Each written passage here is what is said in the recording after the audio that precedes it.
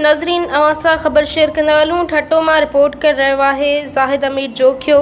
जुंगशाही जे government boys primary school Gulzar Ali Pali जो हलंदड़ हालत में ज़बून सूरत हाल बणिजी चुको आहे।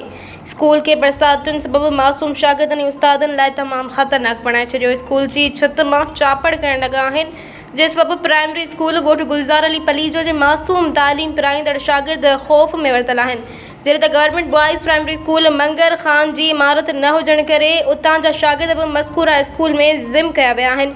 हीउ स्कूल हिकु रूम जो आहे, हिन में शिफ्ट करे उन्हनि शागिर्दनि जी बि ज़िंदगी खे दाव ते लॻायो वियो आहे। ॿिए पासे स्कूली ॿारनि जो स्कूल तरफ़ ईंदड़ रस्तो बि बरसाती पाणी सबबि ख़तरनाक बणिजी वियो आहे, जंहिंजी मरम्मत जी सख़्तु ज़रूरत आहे। जॾहिं त गवर्नमेंट बॉयज़ प्राइमरी स्कूल मंगर ख़ान पली जो हेडमास्टर मोहम्मद सिद्दीक़ जोखियो ऐं काशिफ़ पली जो स्कूल में मौजूदु न हुआ। जॾहिं त प्राइमरी स्कूल गुलज़ार पली जे उस्ताद मुईज़ इक़बाल मूजिबि DEO प्राइमरी ठट्टो खे स्कूल बाबति आगाही ॾिनी वई आहे, पर को बि खड़ तेल बि न निकिरी सघियो आहे।